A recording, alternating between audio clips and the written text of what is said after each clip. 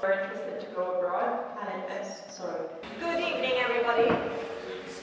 So, welcome everybody to this event on What Comes Next, which brings together Westminster graduates who have moved into interesting careers, and they are here tonight to tell you about those careers and what they have done since they graduated from Westminster. I am Magdalena Larsson, and I'm the assistant head of the School of Social Sciences, which has organized this event together with our alumni team. And I particularly want to thank Alex Varga, if you wave your hand there, because she's the one who has put it all together. The format of the evening we'll start with an introduction from our graduate panelists. Then I'll ask a couple of questions, but most of the evening will be an opportunity for you to ask questions. So do take advantage of this opportunity to ask fellow former students who were in your seats not that long ago. So really take advantage of this. Then we'll have a few words from Alex about initiatives that the university is organizing and running that will help you with your careers, and then we will close with a reception where you can continue to ask questions of the panelists and also to mingle and network. So just a few housekeeping issues. This event will be recorded. However, when we move to questions and answers, you will not be recorded. And then the recording will be shared after the event. There was one panelist, Amy Ammon, who unfortunately had to send her apologies this morning. She works at PricewaterhouseCoopers, and also she has worked for the civil service and local government. So if you have any questions about those particular areas, she's very happy for you to email her. So if you want to have an email address, please just let Alex know, and she'll give you her email. So with that, I want to welcome our wonderful panel. Really delighted to have you all here. That's one of the best parts of this job, to see former students who are now doing really interesting things, to come back and talk with our current students about that. So we have Wasim, Saman, Samira and Zinat, who are going to talk to you. So I will start by with this, but let's start with Zinat. Is that okay? Yes. And so if you want to say a little bit about what you studied and the career that you're in at the moment. Yeah, sure. I'm not that handy with mics, let me know. Massively mess it up. So, yeah, like Magdalena said, my name is Zinat. I studied International Relations and Development. So beforehand was my course lead. And I graduated in July 2020. And I am now a training tech management graduate at Zurich Insurance. And with that, I do loads of different rotations. So I work as a project manager, a business analyst, and I currently am in a role as innovation consultant. So grad schemes are obviously a good shout if you want to kind of get an array of roles and get kind of experience in that area. Have I missed anything? No, that's good. Thank you, Samira. Thank you, Zina. Yeah, thanks very much. So we come at the very end. Yes. Hi everyone. So as lovely Magdalena said, I'm Samira. Nice to see you all today. So I study politics and international relations. I graduated in July 2021, so just after Zina. And I currently work for local government in the commissioning team, and previously, so just before that, I was working as your welfare officer for the University of Westminster Students' Union. So yeah, some familiar faces here I can see as well, so it's really, really nice to be back. Thank you very much. Oh, you have your Hi everyone, so my name's Saman Hack. I studied politics and international relations and graduated same time as Samira, so July 2021, which now seems like a very long time ago, but it really isn't. I'm now working in the civil service, so I'm a trade policy advisor at the Department for Environment, Food and Rural Affairs. I'll start calling that DEFRA when I speak about it later because it's a mouthful. But yeah, lovely to see you all. Very happy to be here. And yeah. I got my answer. How's everyone doing? Good? I didn't hear everyone. How's everyone doing? See, I'm just trying to get the attention of the people that are speaking, do you know? So no, I'm joking. Hey guys, my name's Wasim. I attended here from 2014 to 2018. So I did my BA in Politics and International Relations and my MA in International Relations. Shout out to Farhan at the back. But yeah, so I studied here 4 years. And now currently I'm working for a tech firm that specializes in PR, marketing and communications. But also I'm an actor and also investing into properties too. So got quite a lot in my hands. Yeah, so that's basically what I do. Thank you very much. So I think that's wonderful. It really shows that with politics and IR you can do a wide range of different careers. So I'll ask a couple of questions. So we'll start, I'll do 2 in one go.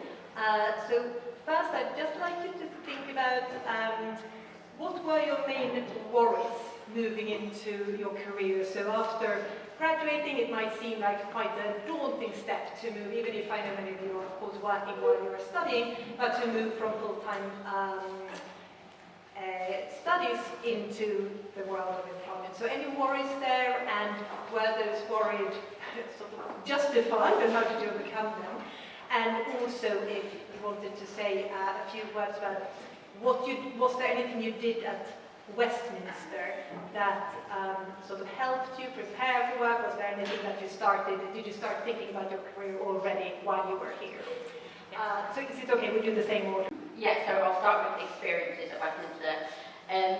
So my job isn't massively related to what I did at obviously a degree, but I'm sure everyone's kind of heard that transferable skills are massively important, and that is one thing I agree with you. But a lot of stuff I do outside of my day job is highly related to what I did at uni. One of the biggest experiences at Westminster, and I'm sure Farhan will love this, was Den. So I did Den at uni, same as Samira and Saman, and I helped with the Students for Refugees campaign. So that was kind of, we ran that and we created that and organised that and galas and stuff like that. So that was really helpful in terms of kind of get loads of skills from that. That was probably my biggest experience at Westminster that helped me with employment. And then in terms of kind of worries when I moved into my so I graduated peak COVID, so July 2020, everything was in lockdown and we were all kind of isolating and staying at home. So it was a really weird time to graduate and hand in a dissertation and stuff like that because you didn't have face-to-faces with your advisors. My biggest worry was finding a job because I knew coming to employment that I wasn't just competing with people that were graduating in my year, I was going to be competing with Samira and Saman's year as well. So it was double kind of in terms of competition. I was out of employment, so I graduated in July 2020 and I started my career with Zurich Insurance in September 2021. So I was out of employment for quite a while, but during COVID I actually took a job as a teacher. I'm sure Farhan and Samira will tell you I probably wasn't the biggest person they'd imagine going into teaching. A cover teacher looking like a sixth form student is not a fun experience, I'll tell you that for free. And then I worked in hospitality, so I did that for a lot of time at uni. So it was a good time to get back into it as well. So my biggest problem was just not being able to find employment and the amount of competition that was going to be out there. The public sector is a highly competitive industry, as I'm sure guys will tell you as well. It's a really hard kind of area to get into. So yeah, I had an Excel spreadsheet and I was ticking off the ones I had interviews for and stuff like that. So my biggest worry was probably going to be the competition and kind of how long would I be unemployed for. And hybrid working is a really big thing now. So bearing that in mind as well and making sure you have the kind of right equipment and stuff for that is a massive worry for me as well. Yeah. Thank you. Can I just follow up on that? Yes. So, okay, so that was, you said, quite a long time. So in terms of writing applications and how did you sort of keep motivated during that time? How did you organise yourself? Yeah, so I was not the most organised person in uni. I was do my dissertation and stuff last minute, do my assignments last minute, and so it was really hard actually keeping the motivation up for the year that I was out of employment for. It was just kind of, first of all I applied to like an array of companies. I wasn't sure of what industry I wanted to go in. So I applied to different companies. I applied to like Mondelez, who own Dairy Milk. I applied to L'Oreal and Estee Lauder. I applied to insurance companies and tech companies, because what you'll find is jobs like project managers or product owners or business analysts are all transferable across industry. So it was just kind of checking LinkedIn most of the time was the best way to stay motivated. I found it really hard to check job sites. I didn't find that they were always the most user-friendly. But LinkedIn is a lot easier. You can you find a lot more about applications, who the recruiters are if you want to reach out to them. So just keep it motivated. And I knew that I wanted to be employed. I knew that being a teacher was not going to be my lifelong kind of career. So I knew that I had to start making movements and keep myself motivated in that area. Wonderful, thank you. Samira? Thank you. So, of course, I really enjoyed my time at Westminster. That's why I was here for so long. But no, yeah, so honestly, I think I'll start with that question. I think the time here was just amazing. I always reminisce about it. And I was literally saying to Alex earlier, I'm having like a full circle moment just being back. And I think a lot of that had to do with being passionate about what I was studying as well. So just actually enjoying my degree fully and the people I was with. So Zina, Saman, sorry, the Seaman wasn't really enjoying it, but yeah, no, just like meeting different people, having that sort of community around me, I really, really loved that about Westminster, and that just helped make my journey a lot more easier. And yeah, so I think a lot of the worries I had towards the end of my degree, so I think like in my final year, because we were still in COVID, so we weren't, on site and anything like that, we were quarantined, and so it was very hard.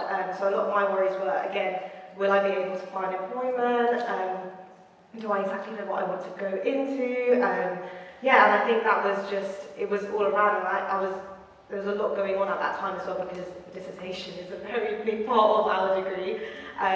So that was really worrying. I had that at the back of my head, and but then I knew I wanted to sort of look into my options. So in my final year, alongside my dissertation, I also got an internship at the Islamic Embassy of Afghanistan, and that was really, really helpful to have a better insight into what I wanted to do. I think that lasted about 6 to 7 months. And then alongside that, I also then decided, because I was already quite involved in student politics during my 3 years at Westminster, that I want to then run for Vice President of Welfare at the Students' Union. And so I put my name in the thing, and then I was basically running a campaign as well. So I was running a campaign, I think doing my dissertation and doing an internship. So I was trying to keep all my options open, basically to see what I really, really enjoyed and where my passion really lies in. And of course it was becoming the Vice President of Welfare, and I put all my effort and time into that, and then was elected. So I straight after basically graduating, I went into working for the Students' Union. So I think my worries there were sort of, I think having all those worries, that's what I basically did to overcome that, is keeping my options open and going into different areas of work and seeing what works best for me and what I'm basically passionate about. Because when you're really passionate about something, you put 100% effort into that, and that's when you know, like, okay, this is what I want to do, this is the road I want to follow for now. And then,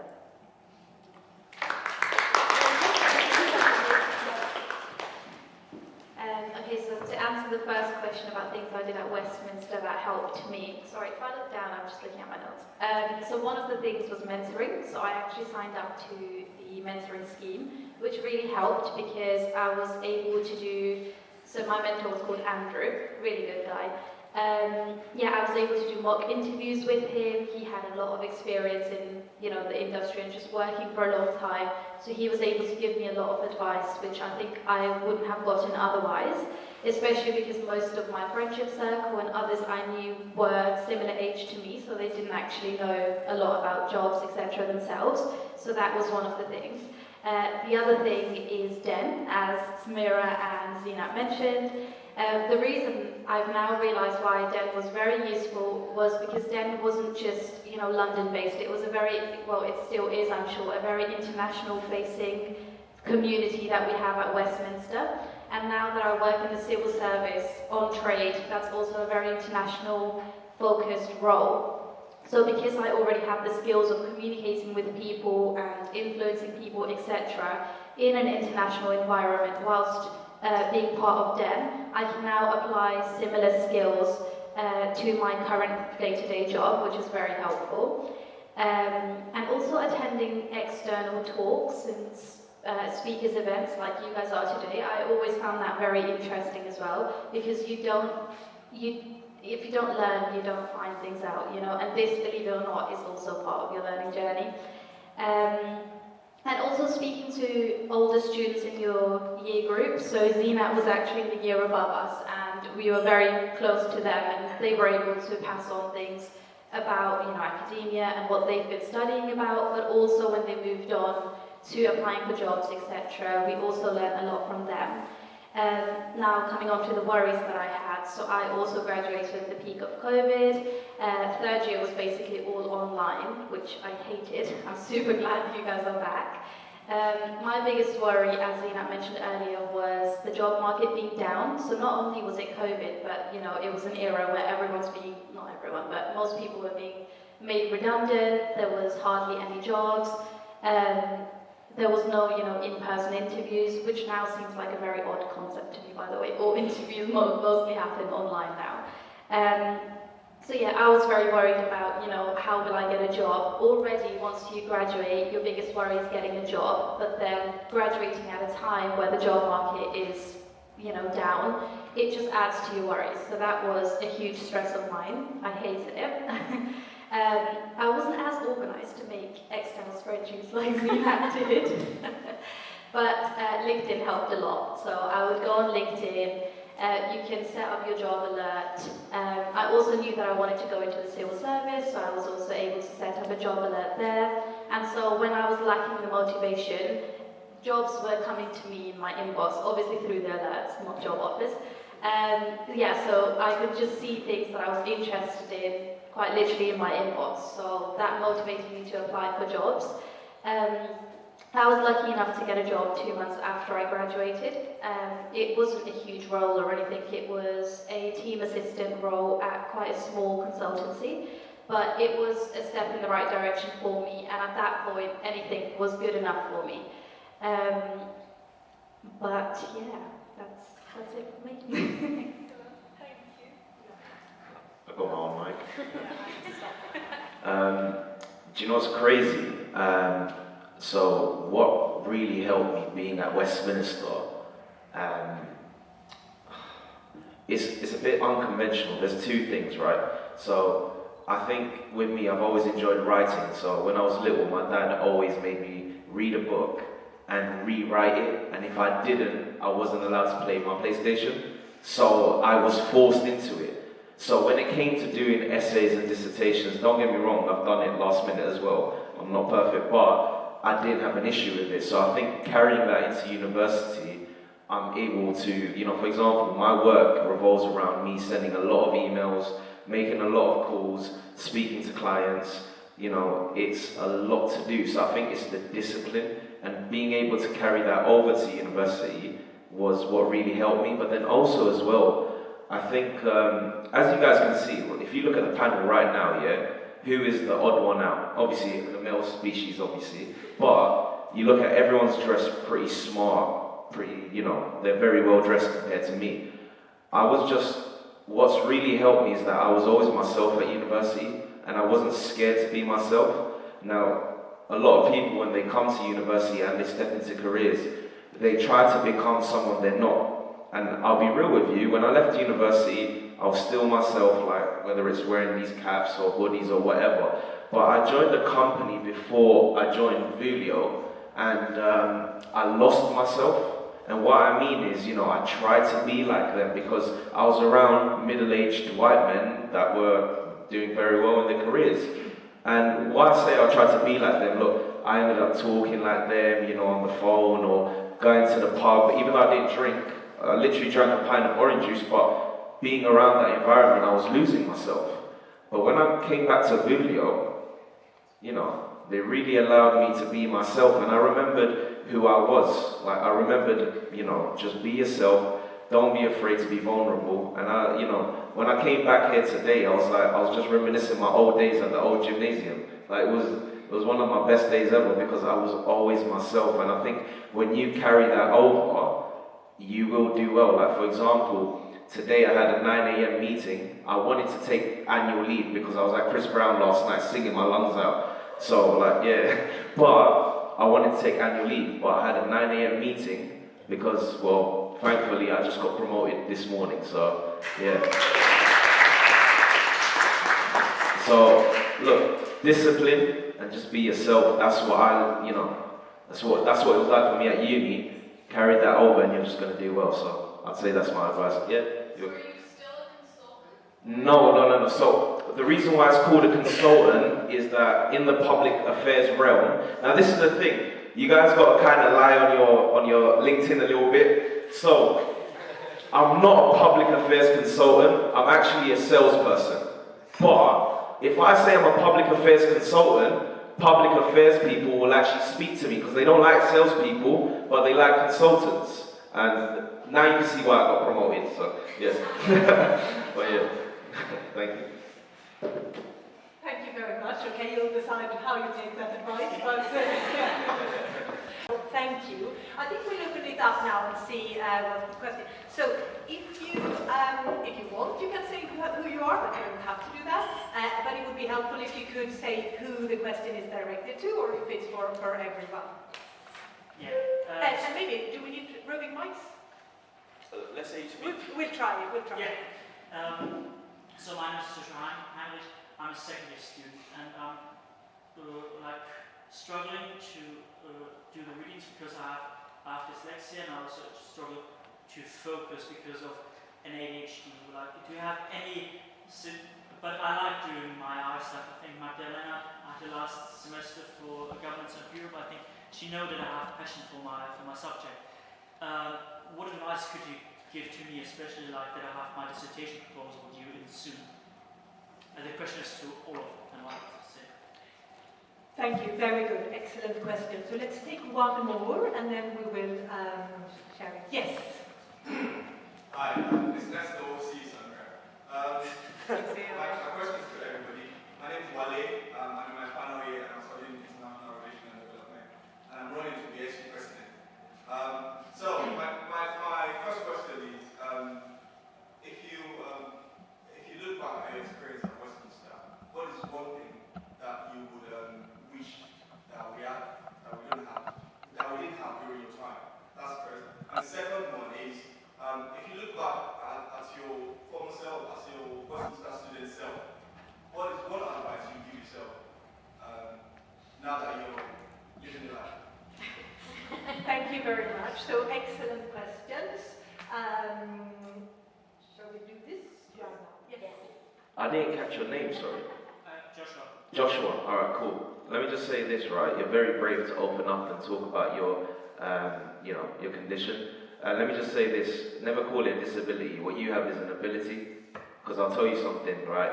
The dyslexic people and people with ADHD are one of the most creative people I've ever met. So that's one thing. You haven't got a disability, you've got an ability. So I'd say patience, go at your own time. And I think Westminster has one of the best faculty in terms of patience as well. They'll understand you. So I think that's one thing. You know, you've got you said you have a dissertation coming up? Dissertation proposal like in the second year. Yeah, do you know what it is? Speak to your friends.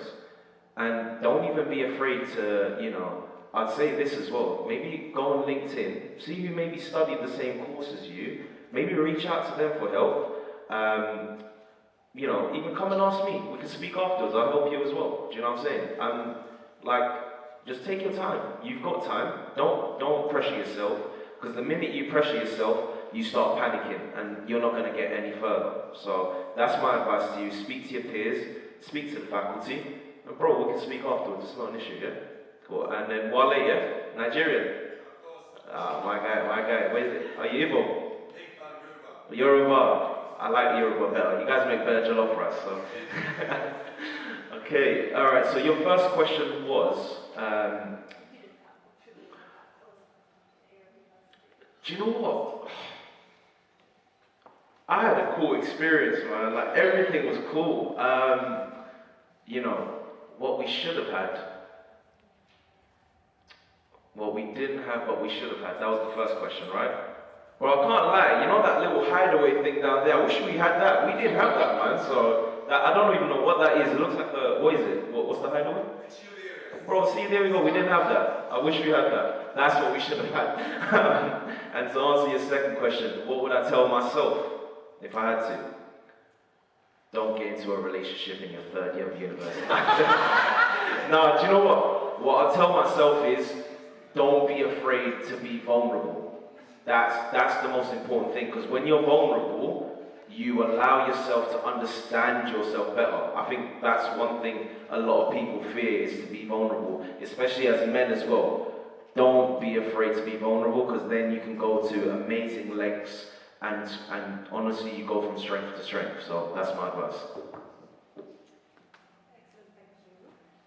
First, to come to you, Joshua, completely echo what Wasim said.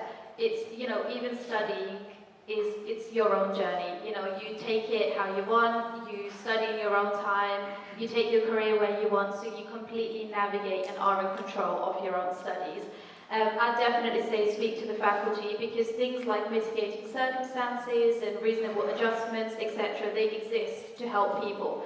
And if you can make full use of that, I think that will be really good for you. And you should take advantage of it, you know. At times when I couldn't submit my essays on time and stuff because of any personal issues going on, even I used to use these things. And they are there for you, for your own benefit. So I'd say totally use those.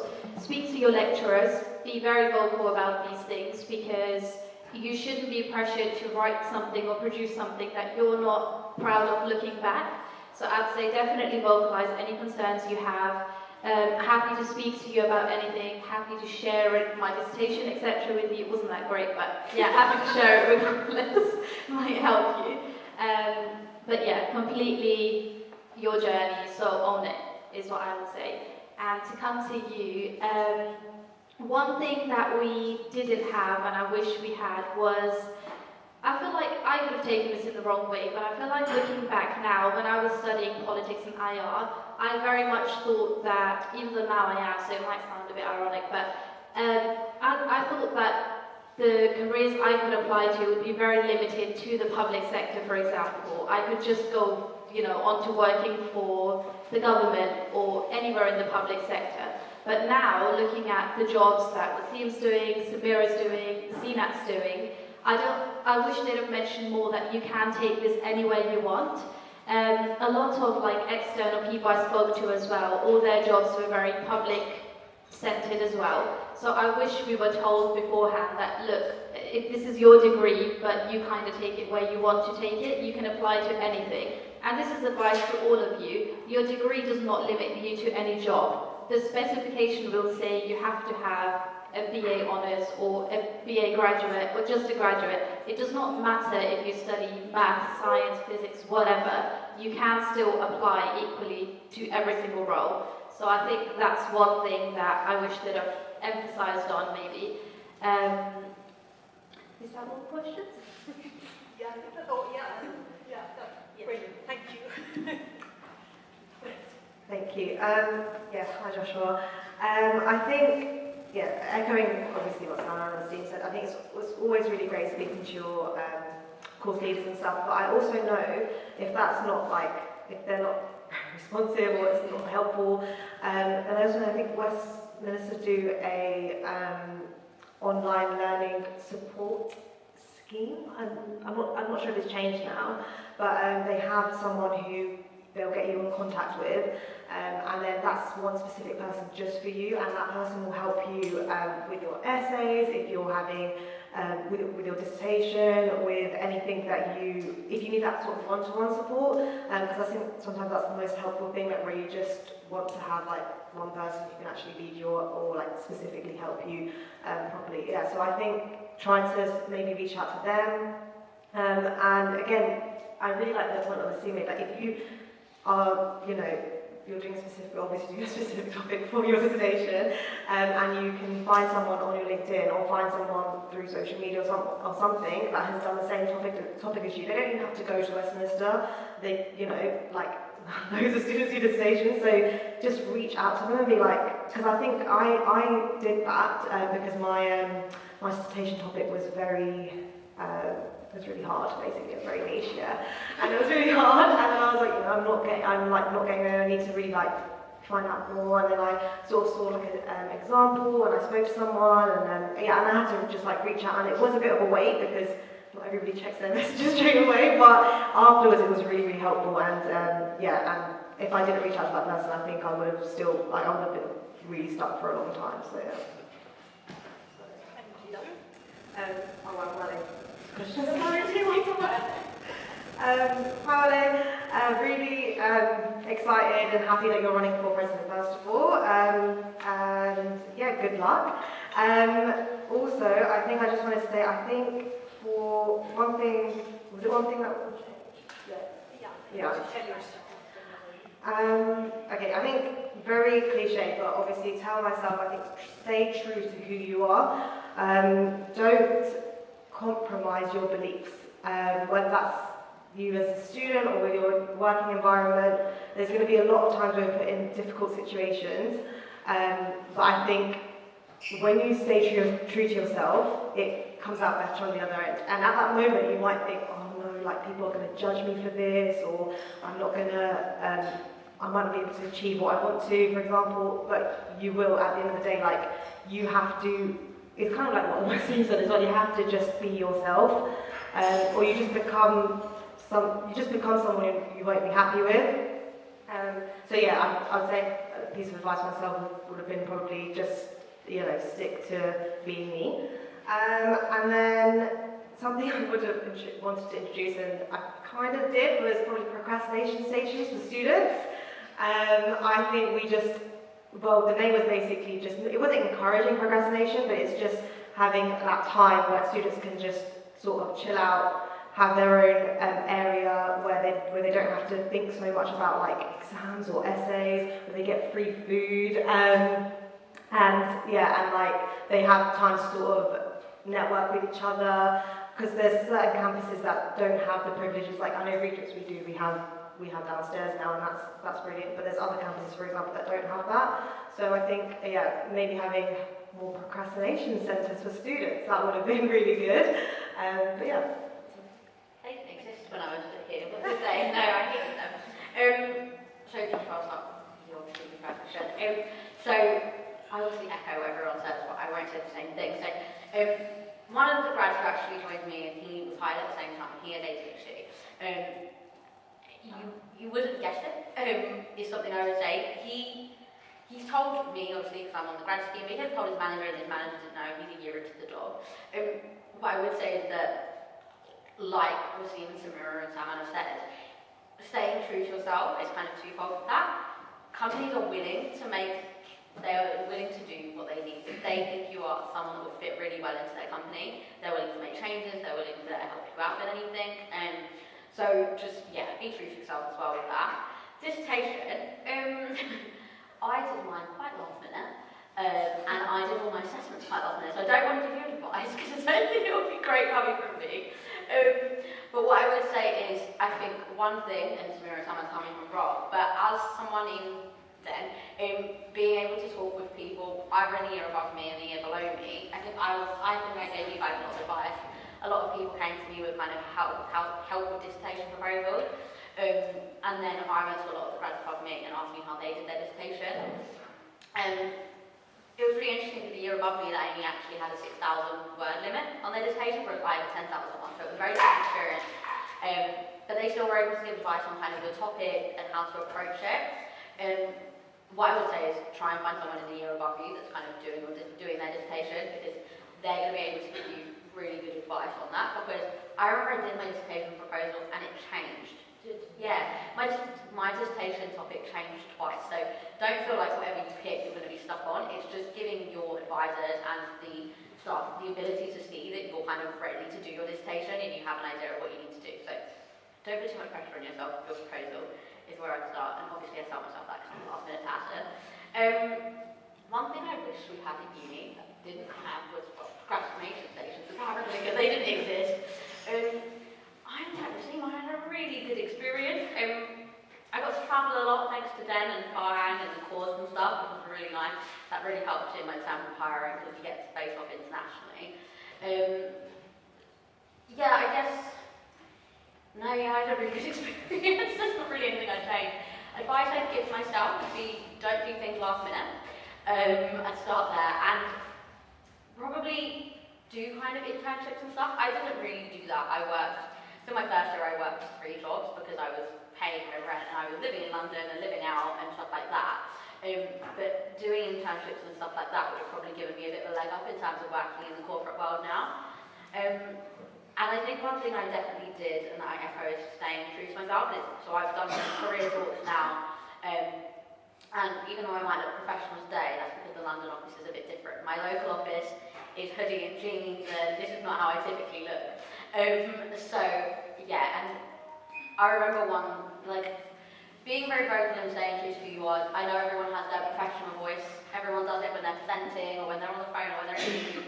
Everyone changes their voice. But kind of, it's harder to keep that act on and to be someone different. So just stay true to yourself. It sounds so cliche, but it is my biggest piece of advice. Yeah. Thank you very much. And just one thing to add on that question. Yeah, this is to Joshua's question, but it applies to all of you.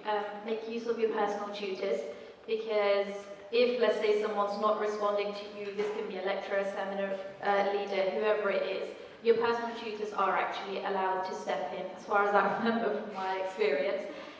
So yeah, you are allowed to have those chats with them, and you can also bug them for anything else that you may need, but you don't have like a clear path to get to someone for whatever you need. So yeah, that just came to my head. Make use of your personal tutors.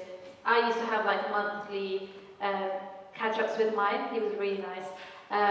Yeah, so I'd say do that as well. Is Greg still there? Yes. Oh yeah, that was my personal tutor. Greg was that guy. I mean, who has Greg? Yeah, you're lucky. You're cool. You're sorted. Cool. You've never met him? Yeah, but is that your fault or his? Wait. But you should take the steps to meet him because he's very helpful. Bro, he's that guy. He's like, you... Huh? Yeah, the Canadian. Alright, you really need to go and see him. That sounds really bad. You need to go pay him a visit. He's on the 5th floor at Wells Street, so I'd advise you to go. Thank you very much, and thank you, really good tips, I think. I forgot to say that you can also write questions, but I think you've already figured that out, because a lot of them are appearing here, but you should just use the code, I think, that's up there.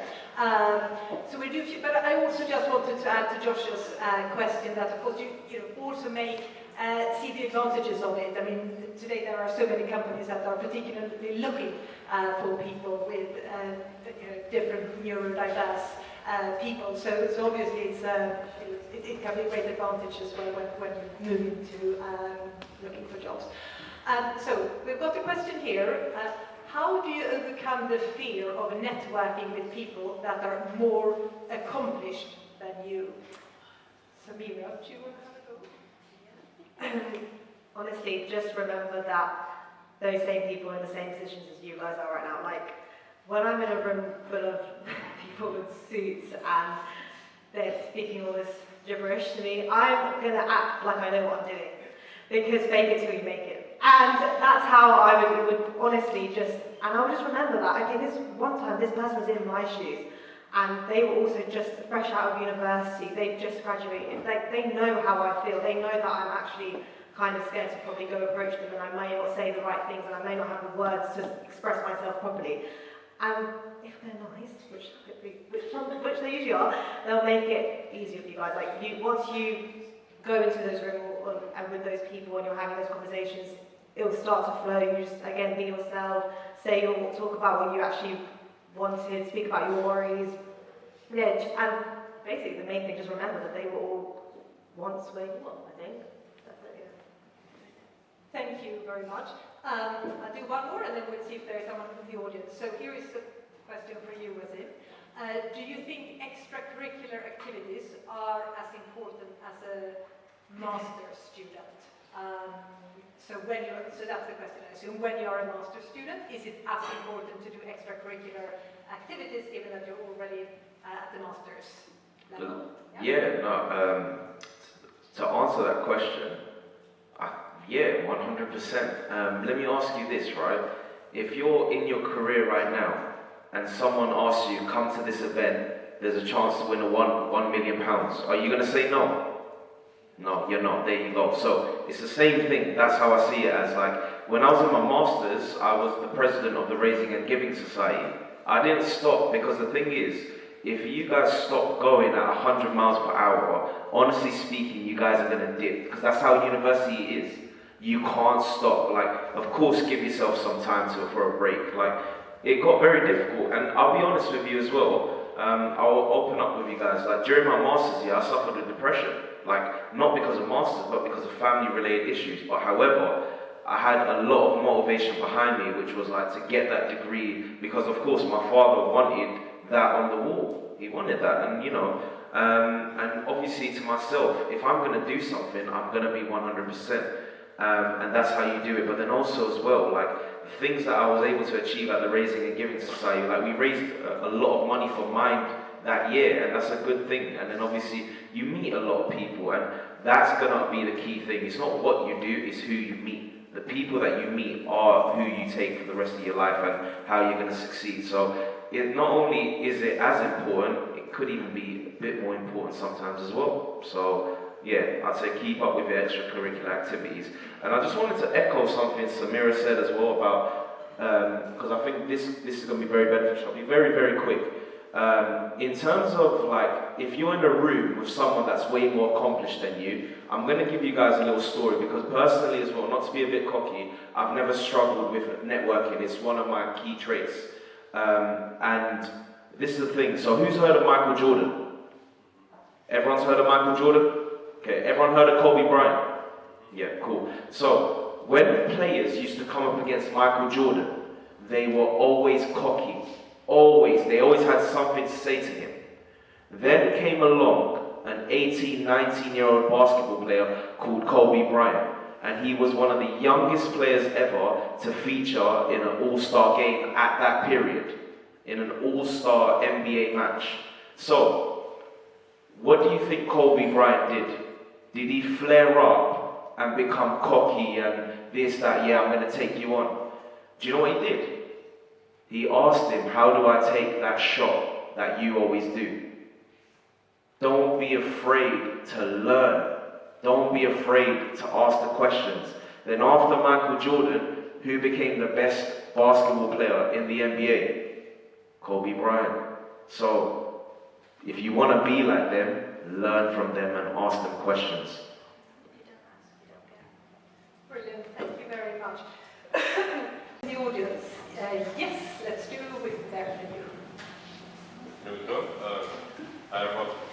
Thank you for coming first of all. I know we're not busy and quite useful stuff. My name is Ahmed, I'm a final year student. As someone who's had an unconventional student journey, I'm 24. I'm raring to get out into the world of work for obvious reasons. But at the same time, as someone who didn't even know he wanted to go to uni, I love research and I love my subject. And I'm thinking about further research opportunities in the future. This is kind of direct that was seen by anyone who speaks to. In terms of balancing trying to get out into the, to further your career or study in the future, how did you navigate that? And what were some potential challenges that you hadn't thought about in terms of that? Thank you, and we'll take your question as well. It was for someone. Basically, my name is Ruby Christian. I'm a second year politics and last year. I really want to go into the civil service, and it's extremely competitive, and I just wanted to know what made you and what they really liked and what made you more attractive compared to other candidates. Great, so we'll take those. So we'll start with you two, who the question for directed at. So come on, you want to start with the civil service? Thank you. Thanks, Ruby, for your question. Really good question.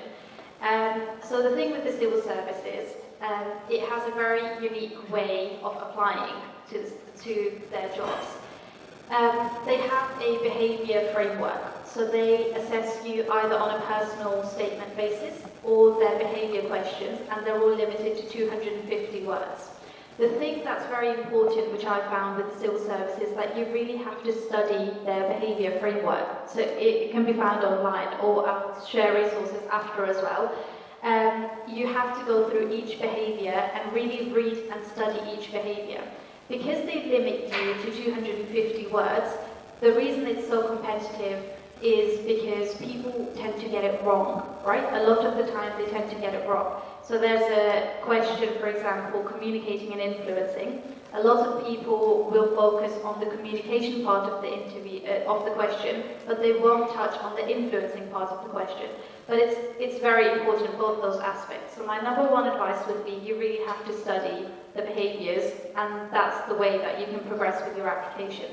The other thing is, and I did this personally, otherwise I know 100% I don't think I'd have the job I have right now, you have to speak to people in the civil service. Because on paper, just reading those behaviours, you'll interpret them in your own way. But from an insider person, hearing how they understand it and what they look for, that's very, very beneficial. So definitely reach out to people on LinkedIn. You can also reach out to me. Ask people for example behaviour questions, how they answered questions, and then you apply them to your own experience. With applying to the civil service, structure matters a lot. Because you have 250 words, they encourage you to follow the STAR structure, which is situation, task, action, and then result. So you have to touch on all of those. When you look for jobs on the civil service website, if you scroll right to the end, they usually give you a contact, which is usually the hiring manager or someone else in the team. Every time, and this is even now when I still apply to jobs in the civil service, I always schedule a meeting with the hiring manager or someone in the team. Because if you have that opportunity, take advantage of it, speak to them, ask them what the role is about, ask them what their day-to-day looks like, and then you can tailor your answers to what the actual job is. And very, very few people do this. I've been interviewing for the past 2 weeks now, and we've got hundreds and hundreds of applicants, but out of them, I think maybe 13 people actually reached out to us beforehand. So I'd say definitely do that. And trigger words, so there's a vocabulary that civil service also has, so for each behaviour, they've got action words and trigger words.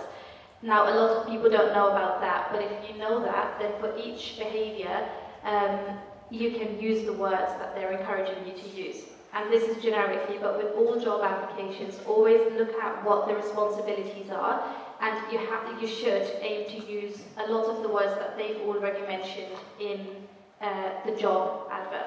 So I'd say definitely do that, but always reach out to someone who's already in the job. I'm always stalking people on LinkedIn, like I'm going to apply for this job. This is the hiring manager. Then I'll see who he's connected with, or what he posts about, who's reposting it, and then I'll reach out to them. So definitely speak to someone in the civil service because it's a huge space. And they're always doing talks and stuff as well. I'd say definitely attend those. Ask questions at those, connect with people on LinkedIn. But yeah, I hope that answers the question. Thank you very much. Brilliant. There's a lot that was said. It's to do with juggling, getting into work, and getting into study, and what are some things you can think about afterwards that you... Cool. So I'm going to give you a little bit of background into like how I got into where I did now. I had a restaurant. I was also I still am. I'm an actor, and then not only that, I had family responsibilities as well, and also as well, like I was looking after my dad's properties. I was doing all of that at the same time, but also as well as that, I launched a startup as well. So the thing is, I didn't do well because the startup failed in 3 months, right?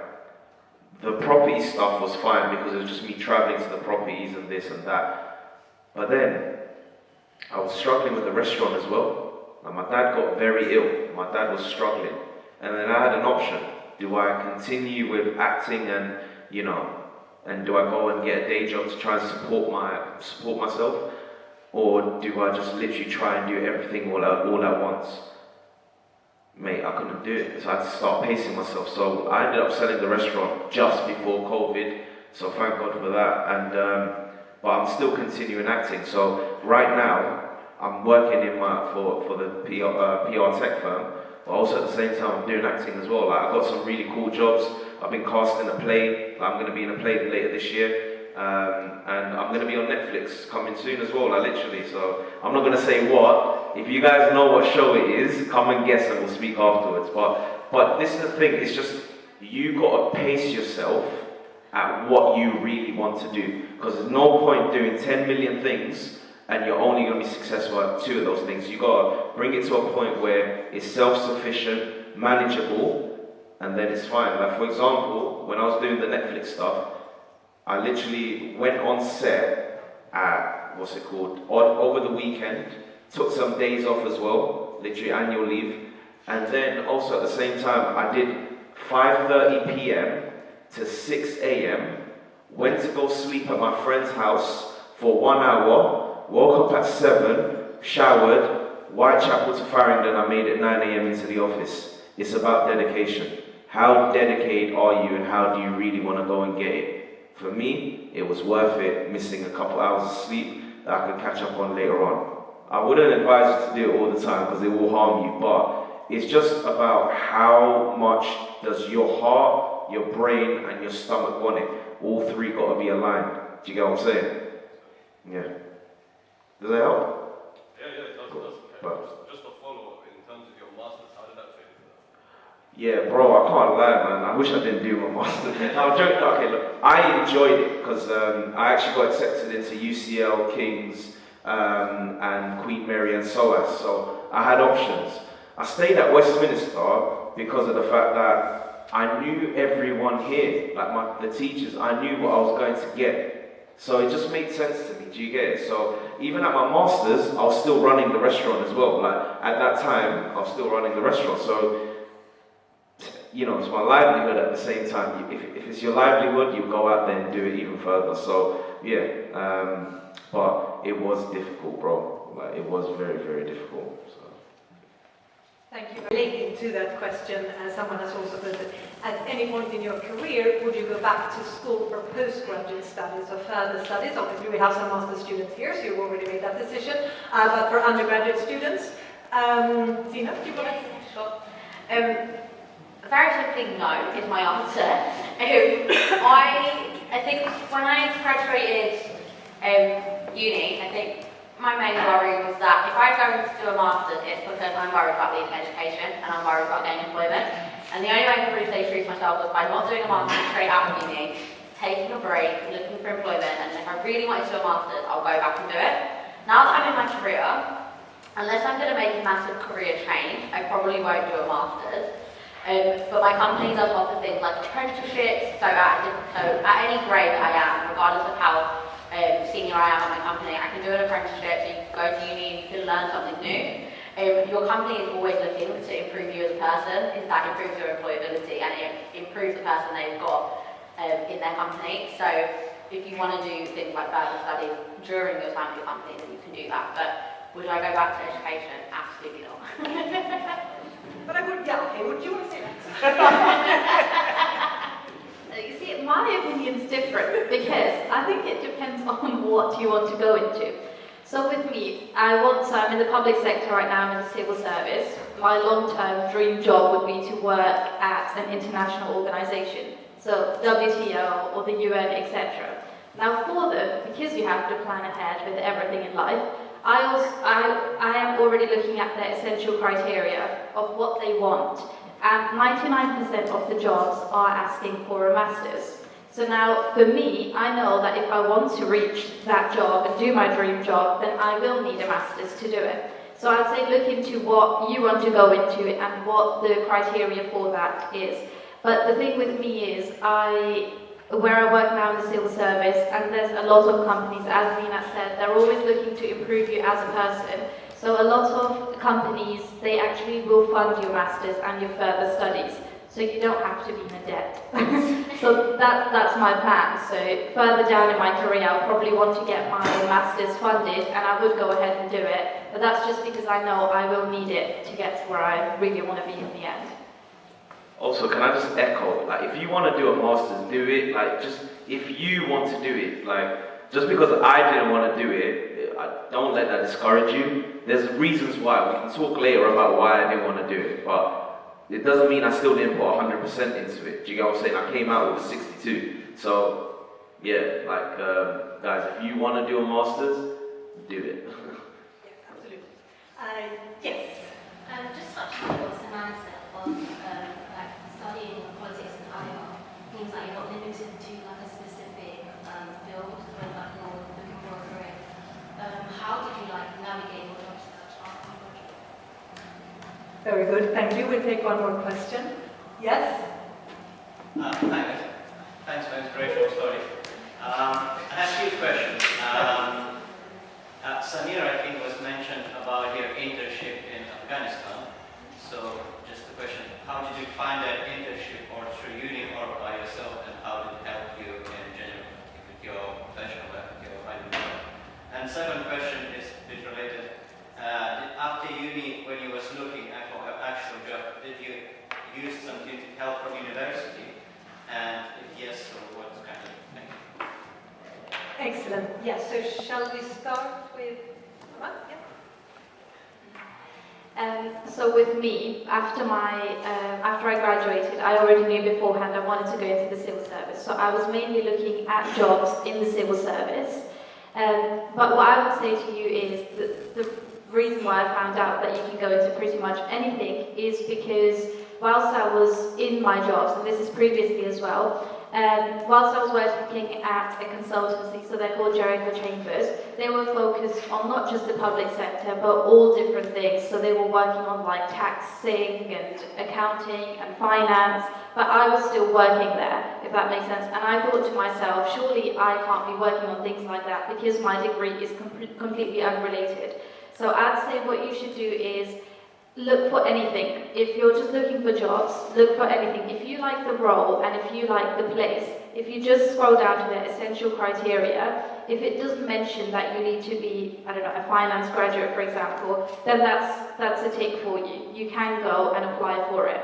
But I would say LinkedIn is your best friend when navigating your careers. If you go onto jobs and you take and tailor your job search to what you want to go into, I'd say that's probably the best way to do it. Because more times right now, if you look, there's already so many opportunities, and even with me, like I have people working with me who don't even have a degree, but they're working in the same job. So don't ever think that what you've studied limits you to what you can apply for. Because more times, 80% of what you'll be working on, you'll learn on the job. That's just a formal qualification that you have to have in the society that we live in, but most of the things you will learn on the job.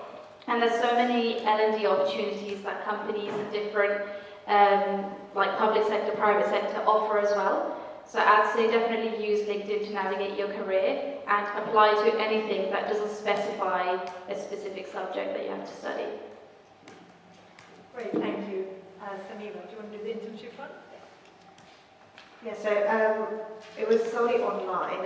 I was just having a look one day and I was like, let me see sort of, I think embassies do this, they sometimes put out like internships or they put out short sort of job roles and things like that. So it was a really simple Google search, and so that's how I found it. And then obviously they put you through like a little test and then an interview as well. And then after that, that's how I acquired it. But did it help? Yes, it did help, because I had a lot of transferable skills basically from that. So I was obviously working with the defence attaché, I was working with the ambassador, but I was doing things like, doing talking points for them. I was doing project plans. I led on the women in Afghanistan and education. That's a big project, one of the things that they did as well. So yeah, I led on that. There was a lot of management and planning. yeah, I think just working with loads of different people and actually getting to know what they do, so what different diplomats do in that sector, really, really helped me gain more of an understanding about, okay, this is kind of what I want to do and take back from that. But yeah, more or less it's just those transferable skills really. So yeah, that's what I did now. I know there are some specific websites I can talk to you on this to sort of give you a bit of the insight basically on what you can look at. But I think LinkedIn is also really, someone spoke about LinkedIn, we are all very much LinkedIn advocates, but no, that is really, really good as well. Like if you see someone working at that embassy that you want to work at, for example, just reach out to them really. It's really as simple as that, and just say, you know, I'm interested, and get to know a bit more, and like maybe plan a meeting, and then yeah, from there. Great, thank you. For at the university. Do you know what I'd love to say that at uni I went and asked for help, but the opportunities were there in terms of careers. The people I went to were the people in the year above and their kind of job searches and how they did it. And it's the same opportunity you're getting now talking to previous people that went to uni. Find out how we did it and our experiences, because the way I did it is completely different to Samira and Sam. If you look on Glassdoor, which rates companies, you'll find the top 100 best places to work. If you then go onto their websites and apply, you're going to get an easier way in because you're going directly to their website rather than through LinkedIn, which isn't the greatest, but it is one of the best ways to do it. There were a lot of career opportunities, so I went to the careers fair in where is it? Yeah, a while ago, and that was a really good opportunity because you network and you find out kind of a lot of careers fairs as well. You'll find graduates that work for that company that have come to the careers fair because they're also trying to build a network within their company, and they're going to be really good people to talk to as well. But yeah, take the opportunities that the uni does provide you, and if you're ever unsure that they have a careers department, yeah, and you could talk to someone from there in terms of getting advice and stuff like that. But people in the year above you, or people doing masters, or past facts, or PhD students even, we had she came to Geneva with us, and she was a PhD student, and she gave me so much good advice.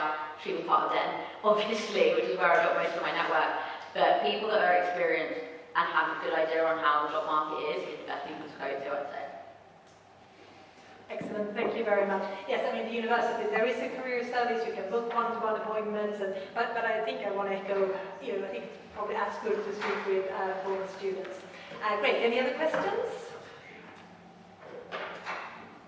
No, not that's it yet. Okay, good, then we have one here. This is for all speakers. What is the ultimate career goal?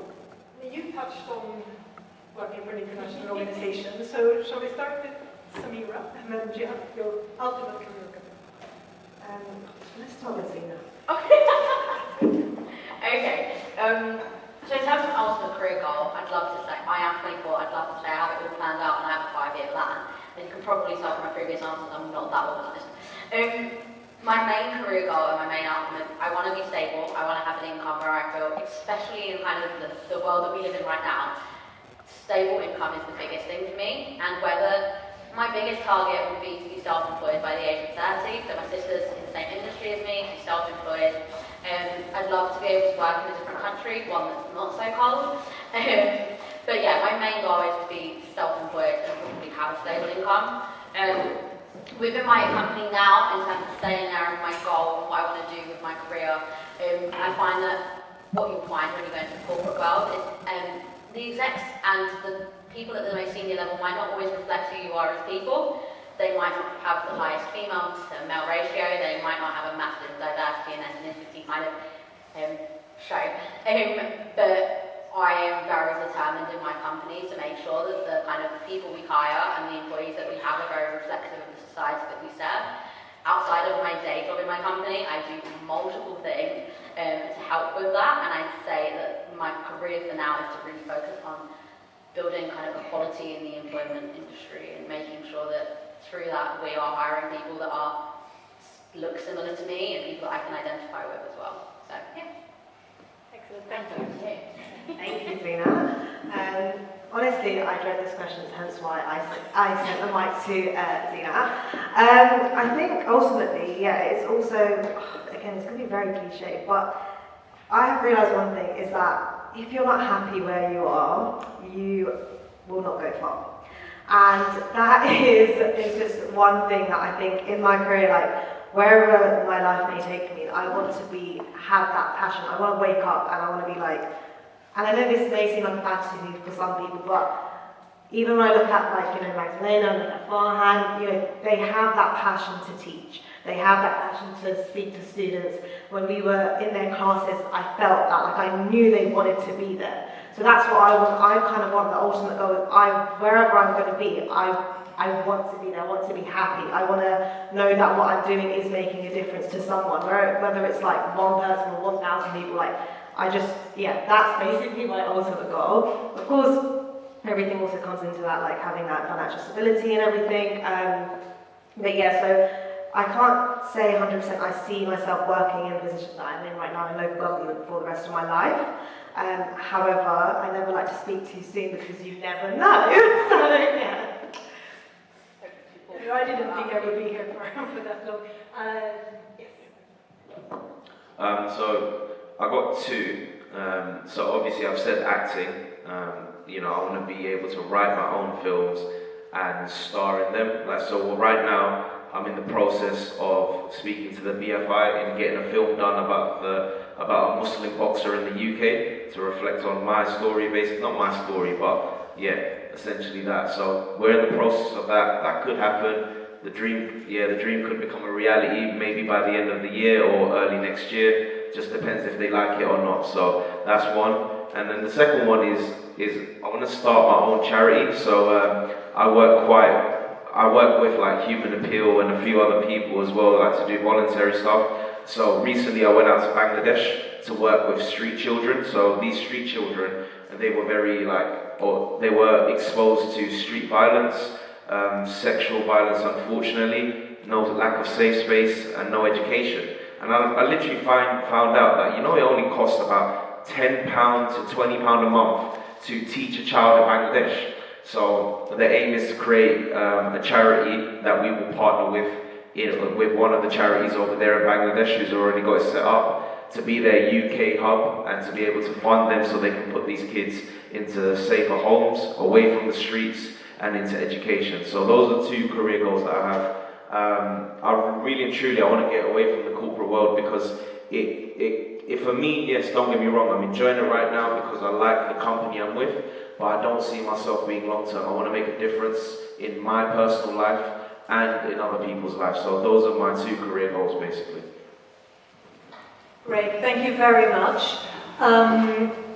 Okay, yes, absolutely. So this is a question to Zina. I know you mentioned how you aim to be self-employed, because right now I'm self-employed. I have a feed business, and although it does give me stable income right now, my passion is to help people on a larger scale. And although I do help people on a small scale in terms of educating them, how would you start your journey in being self-employed?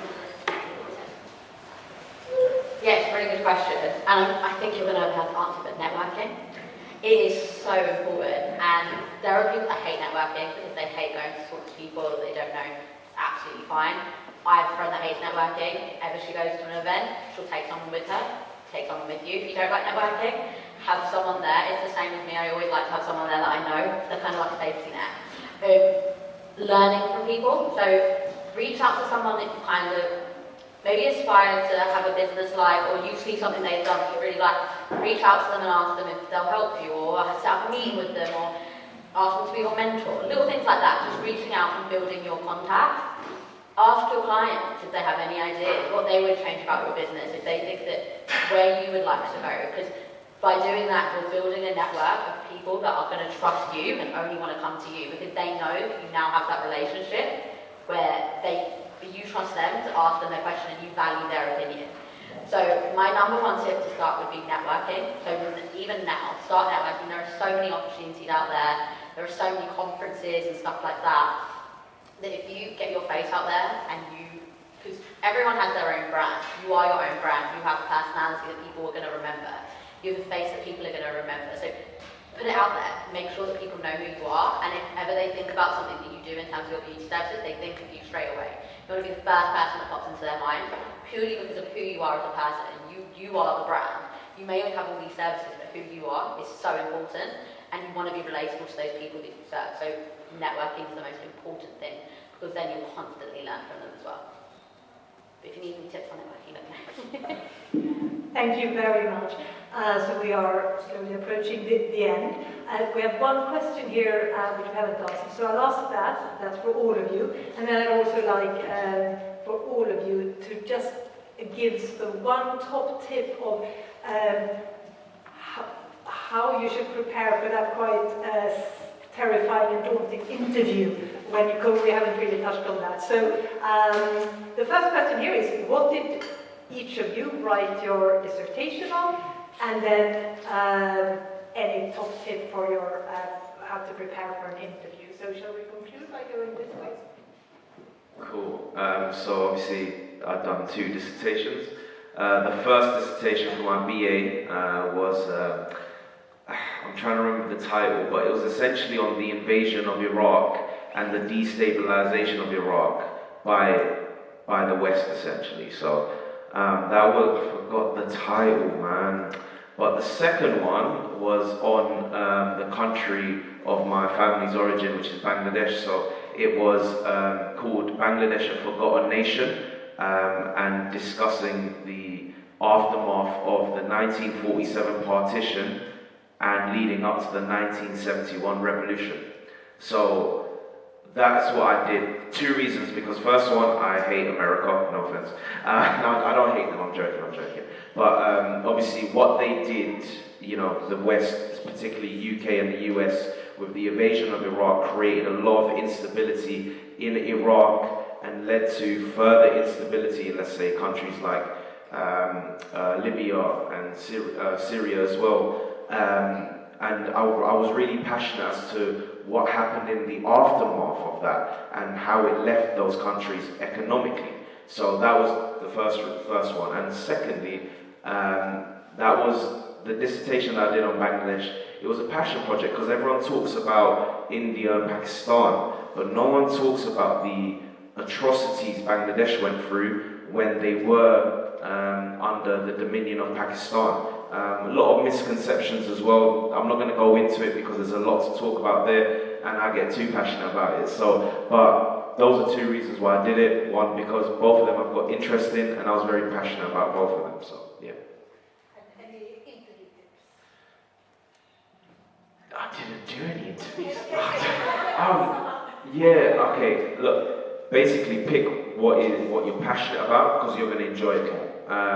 You know, first I was going to do something about Russia, but I was like, man, I ain't interested about Russia, no offense, but, you know, let me do something I'll actually enjoy reading and writing about. That's what my advice is, and I'm sorry I didn't do any interviews, so I can't help you guys there, but just, if with that, just go out there and ask questions, hopefully that helps. Thank you. You got your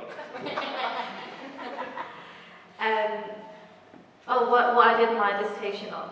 So I did it on migration in Germany, so the migratory trends in Germany.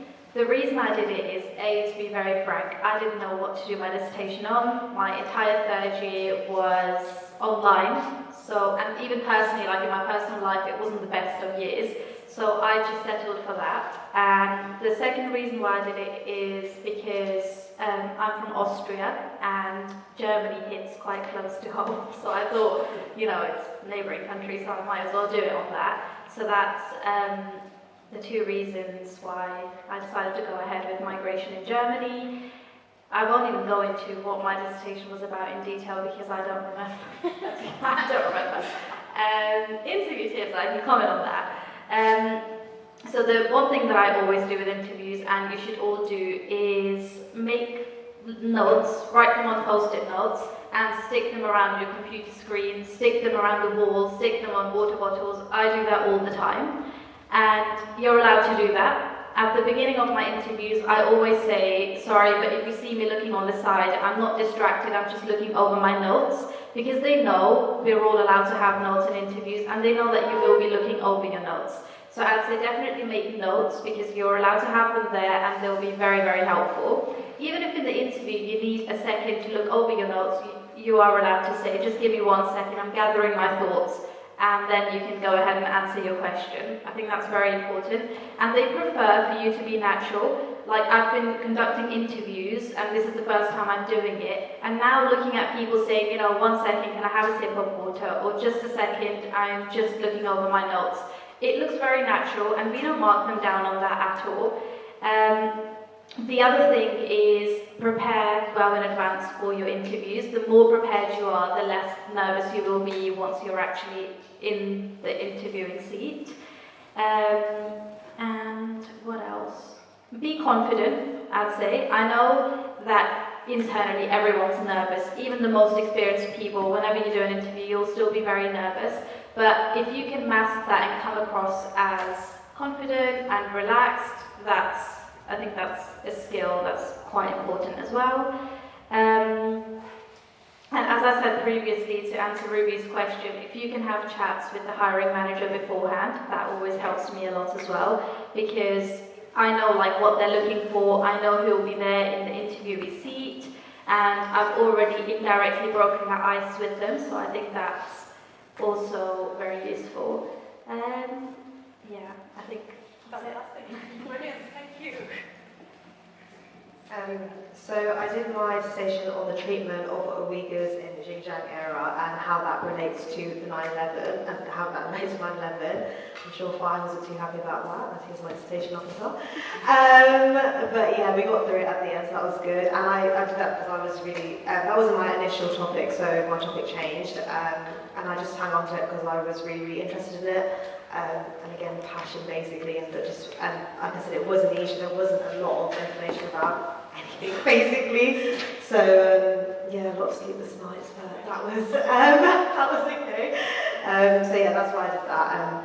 And I think interview tips. I don't want to repeat anything Sam said. That's really good, but I think I would say go over your CV as well, because you may have put like you're fluent in French and or you're fluent in a language, and they might just start talking to you in that language. So you need to.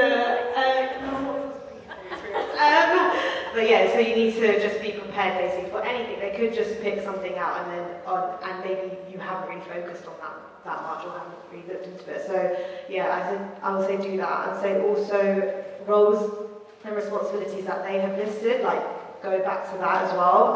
Because a lot of times when I've like conducted interviews and stuff, the questions that we ask are basically also connected to your application as well. So yeah, so go back to that.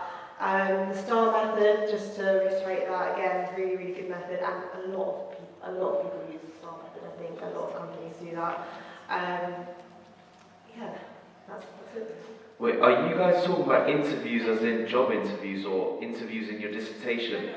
Oh my days, I thought she was talking about dissertation interviews. I was like, what? I didn't do no interviews. Okay, you know what, let Zena go, I'll come last and I'll give a tip. Yeah.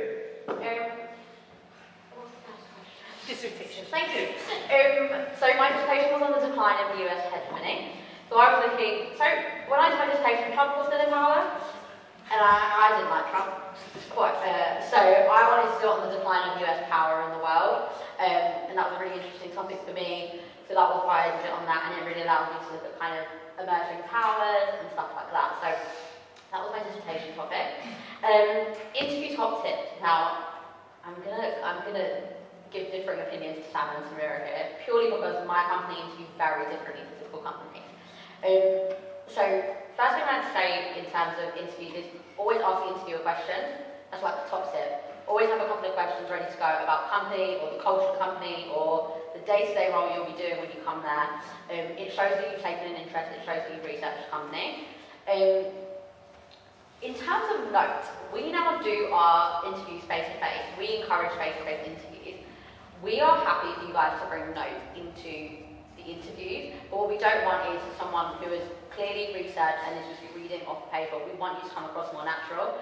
So I would say have notes, but don't make like scripts. Give yourself some bullet points just to cover off. One thing I would say is the STAR method does work at the beginning, but our company interview now based on competency. So rather than doing it based on your experiences, we now ask, what would you do in this situation? And it will be related to your career. So What would you do if you were in a group or if you were working on a project and you found yourself uninterested in the kind of focus of the project or the goal? What would you do if you were working on a project and one of your team members wasn't pulling their weight? Stuff like that, hypothetical. We want to see how you guys would work in your careers and your day-to-day. So it's really great having your answers and giving experiences and stuff like that. But my company, the interview, like I've done interviews now since I've started, we don't even look at your CV because we want to give everyone a fair chance. So what we do is we ask you the question and then we ask, is there anything on your CV, Samira's right, memorise it, is there anything on your CV that you would want to tell us? Because what we care about is what you can bring to the company, not what you've done in the past. Yes, it's really good, but you could have a complete fresh start. You could have not done any internships but still be one of the best graduates we have at our company. So just really research the company because we do tell our interviewees how we do interviews. So even though the traditional methods might work, companies are starting to move away from that. So just really bear that in mind when you go to interview. Always research the people that you're interviewing, like Salman said. If you're nervous about reaching out, that's fine. But we had someone recently that we interviewed and he'd researched both me and the other interviewer and then asked us about our LinkedIn. It freaked me out a little bit, but it was really good because it showed that he had taken an interest and he had taken time to go out of his way to understand the people that were interviewing him. And then you know how to kind of tailor your responses as well to stuff they'll be interested in. And we will mark them high for it. So just bear that in mind and always ask questions because it shows that you're interested. And ask about where they see you in 5 years, where future graduates are now, where past graduates are. Because graduates in our company are now some of the top execs. So you want to see where your journey could lead you. You want to see what you could do. So ask them about questions.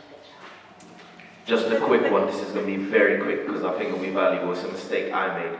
Don't act like you know everything. You won't get the job. Literally, if you act like you know what you're doing already, they don't want that. They want someone that's coachable. They want someone that they can speak to and someone that's actually honest about, look, yes, I can provide you guys by X, Y, Z. However, this is the area that I lack. Understanding where your weakness is and identifying that to them. Look, they're not asking for all the criteria. They're asking for about 3 or 4 out of those 10 criteria requirements, honestly speaking. But showing them that you're this coachable person and I want to progress, that's what's key. Fantastic. Thank you so much to all of you. I think you agree with me. Yes?